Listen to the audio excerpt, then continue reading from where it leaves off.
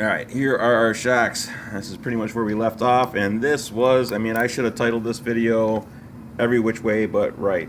Because I did everything wrong. I mean, obviously they have your shock top here, then your, well, the collar, and then the shock top, and then this O-ring.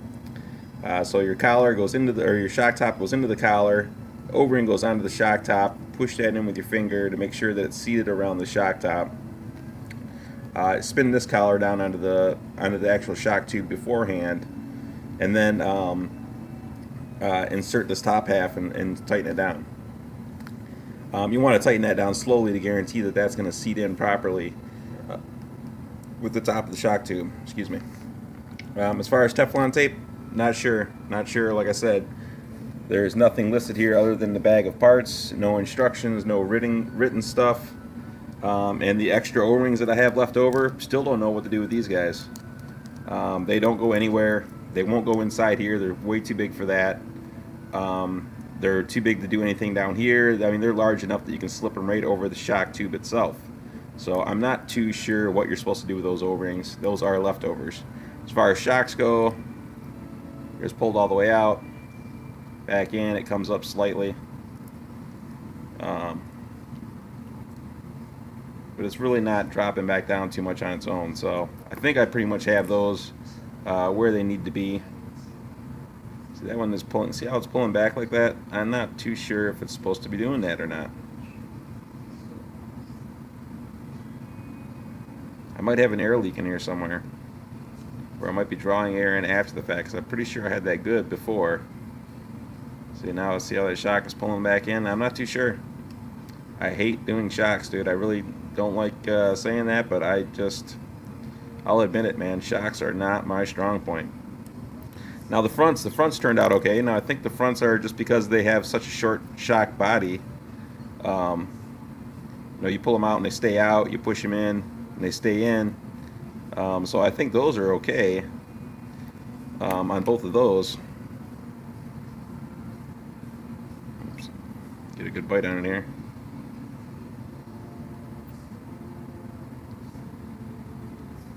So they seem to be operating properly. And I got those done on the first try. Without a problem on assembling these guys. So that worked out okay. But then again, it's a real short body on the shock, so not much room for error. But these guys, on the other hand, these guys are a total nightmare. And you can probably tell by the thread on the top of the shock bottom here on this cartridge that I have chewed that up pretty good. It looks like my dog was gnawing on it. Yeah, those things are pretty torn up. So I don't know how much more they can take of being put in and out. Once again, I am not good with shocks. I'm just going to throw it out there, man. Not good with shocks at all. So that being said, I'm just going to leave that off to the side for right now and consider them done. I'm not going to mess with them anymore. I do have plenty of shock oil. This is all the oil that I used out of the first container. I haven't even tapped into the second container at all. But definitely not an easy project. Like I said, they are very non-descriptive with everything. They don't give you the best instructions. I mean, all of this is pretty common sense as far as all this goes together, even though I did it the wrong way several times. And yes, I am slightly embarrassed about that, but such is life. What are you going to do? At least, at least I'm going to put it up there and show my embarrassment for everybody. So at least you'll know from my mistakes, learn from my mistakes. Like I said, I learned everything the hard way. Measure once and cut 20 times. Like I said before, that is my mode of operation, my modus operandi. And like I said, don't know if that's Teflon tape or not, unsure. And what am I doing with these other O-rings? Hell if I know. I mean, it would have been nice if they would have continued the instructions and went a little bit further into depth of things, but like right down here, there should be no air in the shocks as you move the shaft in and out of the shock. If there is, you will need to add some oil and repeat the bleed process. If the shock does not compress all the way, the shock has too much oil, simply loosen the cartridge about a quarter turn and push the shaft into the body and retighten the cartridge. Well, okay. But they don't tell you how the shock behaves. I would like to see a picture like, hey, yeah, if If you pull the shock all the way up, it should rebound back so far. They should have that written down on there if that's what's supposed to happen. And if you push the shock down all the way, it should rebound back the other direction. I don't know if it should or not. I'm just saying that that is something that they should write down in here, you know, as to problems and solving them. You know, like, okay, if you push your shock all the way down and it rebounds back 1/4 of an inch, then it's wrong. Or if you pull your shock all the way up to the top and it rebounds back another 1/4 inch or 1/2 inch or pulls itself all the way back into the shock body, then it's wrong, or something like that. That's all I'm saying. They should have those different scenarios written down so that you'll have an idea whether you did it right or not. So once again, just very nondescript Vaterra instructions. Other than that, you know, the build's going good so far. You know, it is day 4. I should have had this done yesterday. I did 2 videos yesterday, ate some dinner, and then I fell asleep. You know, I'm not going to lie to you, I fell asleep, and I was only, yesterday when I started doing these shocks, I was only running on about 2.5 to 3 hours of sleep. I stayed up super late Saturday into Sunday morning and was up till 7 o'clock Sunday morning, and then I fell asleep Sunday morning at like 7 o'clock in the morning and was woken up with a phone call at 10 o'clock Sunday morning. And then I was up or awake from 10 o'clock Sunday morning until I finished doing these shocks on video. And then I ate dinner and I fell asleep again, and here we are. So regardless, that's where we're at with that. I was running on next to no sleep doing these. I should have did more videos yesterday. I actually probably could have completed the entire truck yesterday. There wasn't that much left to do, or there's not that much left to do. So this being said, my mistake being aired on public access or up on YouTube for the entire world to see, all my mistakes, and I'm just going to let them fly because once again I am only human, and I have my well-stained, well-broken-in manual here with all the oil on it, and we are just going to turn the page, put these O-rings off to the side somewhere so they don't get lost. I'm going to throw those inside the magnetic tray over yonder, even though they are not magnetic. At least I have all my spare parts and stuff laying over there, leftovers. And we shall turn the page. Once again, as Bob Seeker says, turn the page. Alright, next page times 2. Well, we will be assembling all this stuff. Once again, no reference as to what part bag to go to, but we know because that's where the shock oil was contained in. And we'll grab our shock collars and put our springs on and call that portion finished, and then go along to actually mounting the shocks on the truck. And I'm seeing right now that this screw right here gets a special nut backer there that looks like a ball there on the end with a nut attached to it so the sway bar can hook up. So we'll get on and doing this portion. Let me hit the pause button real fast and gather this stuff up. Well, maybe I don't even have to hit pause because we've got some of the stuff right here. Here are our springs. And this should be bag E4 with this little baggie. Alright, so let's crack this guy open, and that's going to take 2 hands because I'm going to have to use the exact zero knife. So one little pause. And we are back. I have our shock springs laid out here, our shock lower retainer spacer shock bottoms laid out, and we'll go ahead and slap these guys together. This should pretty much be a one-handed operation. I'm not too sure if I can do this with one hand, but we will try. We will try. Try not to let this shock outsmart me here.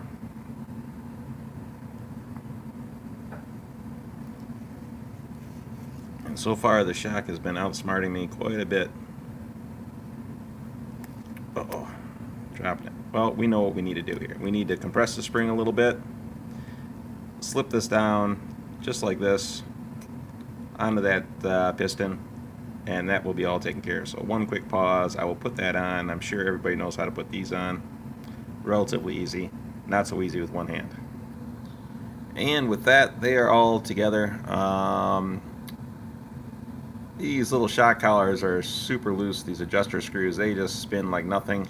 The springs are relatively weak. I had to bring the collar down to here just to make the spring touch the bottom of here. It was just super loose.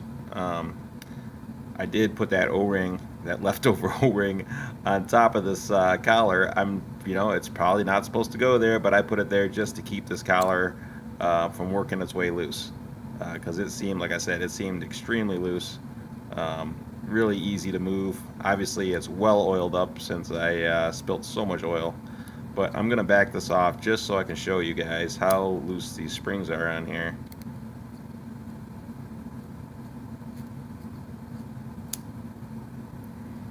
Well,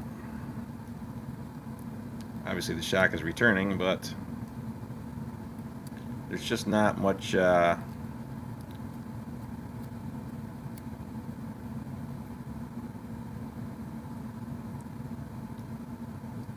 spring needs to be longer. That's the moral of the story. The shock is actually following it right now because it's got a little bit of vacuum in there, so there's like a little slight example, I guess. Trying to get it to work on it. Obviously you can see that the spring is just flopping around on here. So the spring really isn't even long enough to make the distance on its own from point to point.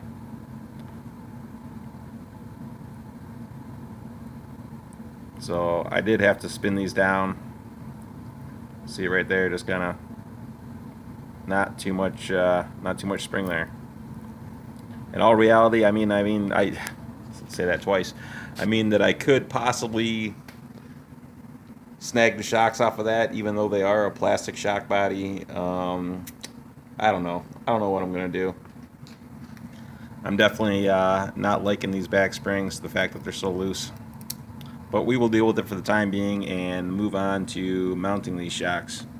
I did lay out all the hardware in advance with these two M3 20mm screws and two M3 lock nuts, as well as these two little ball joint nuts here, which aren't listed, but you do obviously need 4 down there. So quick second, hit pause so I can readjust this shock since I can't do it with one hand, and we'll be right back.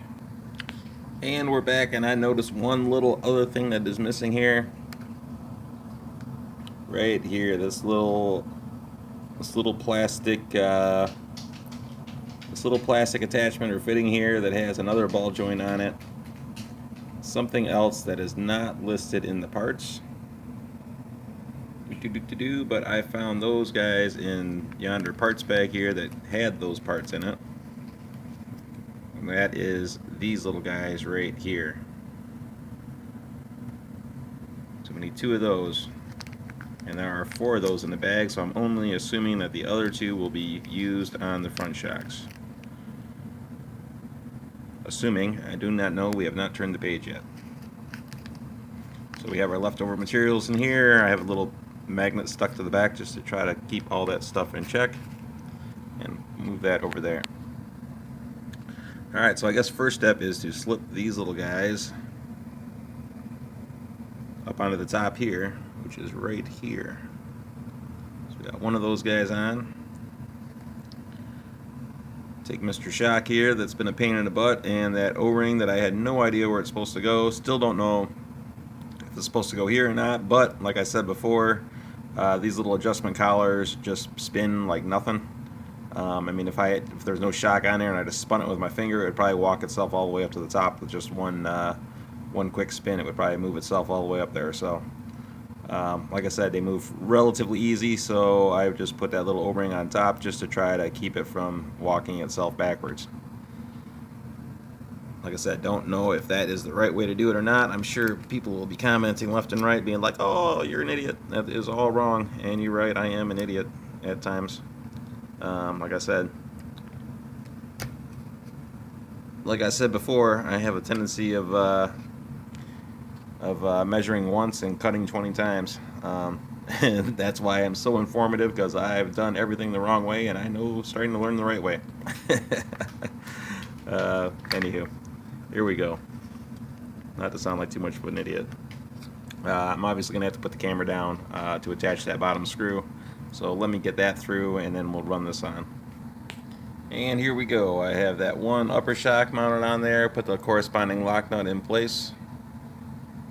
And then I installed this lower screw, which was not so easy not so easy to get all that lined up because the screw doesn't push through here. You have to thread it in and then try to get that shock in place just right, and then thread it through the rest of the way while you're holding this in place. As far as this little backer, this little ball socket or ball cup here, whatever, ball or sockets over there, there's nothing. It was a pretty loose fit onto the screw. They don't mention using Loctite. They don't say anything about using Loctite, but I did use a little bit of my local hobby store Loctite there, a little bit of blue, just for my own personal gratification before I snug that one down, because there's going to be a lot of movement there. Even though that ball is inside a cup over here, this is still being moved back and forth, so there is a chance that that can back out on its own. So I did throw a little bit of Loctite on there. The last thing to do on this particular shock is just to attach the sway bar, but we'll wait on that. I'll finish attaching this other shock, and then we will attach the sway bar. And just for craps and giggles, yes, the WL Toys does have these sway bar mounts on the chassis. They are there. If you wanted to put sway bars on your WL Toys, you can use Vaterra sway bars. They will fit on there because, like I said, it does have these mounts. So, and the screw holes, all that good nonsense, that is all there. So one more second, we'll get this other side put together. Alright, well, I have our sway bar attached. I have our other shock installed here on the bottom. Attached the sway bar. I did have to grab these with a pair of pliers and put a little bit of a twist on that. The cup was back over here. I needed to twist it around to make it meet the cup. Same with this side. Cup was off-centered as according to the instructions. I had everything lined up just like in the instructions. So I had to use a pair of pliers here and another pair of pliers down here and give that a little twist to make sure that that was lined up. Last thing to do is to take this little collar and slip it down here, which covers over that nut, and then install the shock onto that collar socket, and then finally put this last remaining M3 lock nut in place. So we'll install that, and then we will turn the page. And there we go. The rear suspension is fully installed. Excuse the battery tray for flopping all over the place. But that is all hooked up, and I did a quick little articulation with it, moved everything up and down, and tweaked it from right to left just to make sure that everything was working copacetic. And we seem to be good to go there. I'm not going to tweak it around too much until I get the rest of the chassis laid out. So we will set this bad boy off to the side and flip the page and see what is coming up next. Move our shocks out of the way. And thanks for bearing with me, everybody, so far on this long and arduous journey here. If I was building this car off camera, I would like to say that I could have had it finished in one day from front to back, and the only thing I'd probably be waiting on is paint to dry. But since I'm doing it on camera, it is an epic journey. Alright, so we had flipped the page. We need two M3 14mm and two M3 lock nuts. Once again, no mention of those little plastic collars, which we know we are going to need. And then the front ones are going, the other half of the front shocks are being bolted into the cantilever arms right here. And we are at 20 minutes. So we'll get this buttoned up real quick, and then we'll turn the page and end the video after that. 1 second. Plastic collar, not listed. No, we need it. Going right here. As well as another one wherever it is at. And we are running out of time, so I'm going to pause it, put that collar on there, install the shock on here, and put that screw in. 1 second. Alright, and just to make life easier, I used the two M3 20mm, and I ran the front shocks in, or the front mounts in first. Since the back mounts are going onto the stud, they'll be nice and easy to put on. I figured it'd be a lot easier to put these on first versus going onto here and trying to compress the suspension and work everything out so that you can try to balance this out in between the hole before inserting the screw. It makes more sense just to put these in first and then go right back here to the solid mount. So now that we're back here at the solid mount, we will just place these on and throw on these lock nuts, and we'll be all set with the front suspension. And there we go. She is all installed. Ran these lock nuts down, making sure not to go too crazy with them because they are nylon lock nuts. You want just enough that it's going to hold these shocks in place. Same with these front ones, except there's no nylon lock nuts on these. You are threading into plastic, so don't go crazy on these.